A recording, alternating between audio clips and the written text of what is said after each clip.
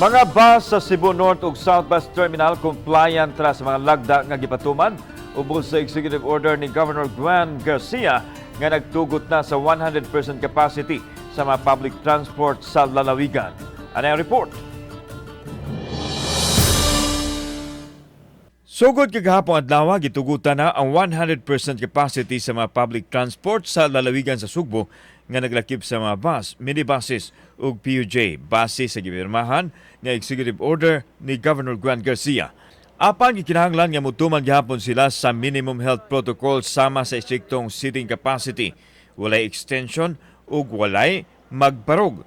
Magsulob usab og face mask ug disinfection sa mga public transportation. Mato ni Carmen Quijano ang tagdumala sa Cebu North and South Bus Terminal nga misunod raman usab ang mga driver sa kamanduan sa gobernador. Nga unsay policies gobernador ato gyung tumanon kay unsay gipangayo sa ilang sa operator gituman man sad gihatag man sa governor. Gihangop sa transport sector ug sa mga pasayro ang paghibalik na sa 100% capacity. Kining usa ka bus kitakda pa nilang ibalik og taod ang mga lingkuranan nga gikuha kaniadto aron mahibalik ni pod sa naandan. Okay lang man sir, dagano po ng mga pasahero dyan yung kapadulong og Dumaguete. So para nimo ang 100% capacity okay ra? Okay ra. Okay ra, basta nalay face mask. Okay lang. So far, everything is okay. Samtang gitug-an ni Quijano nga problema nila karon ang ubang mga minibuses nga dili mosulod sa terminal inay diha ras gawas magparking.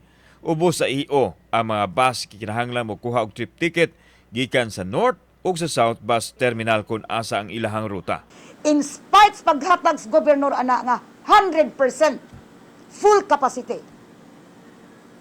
Anha lang gyapon usahay sometimes anha lang gyapon sa atbang.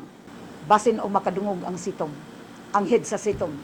No nga tagaan tanila og kanang sakto gyud nga mobantay dihang lugar nga wa gyud mo parking diha. Kauban si Cleofer Lumayag, ako si Alan Domingo. Balitang Bisdak.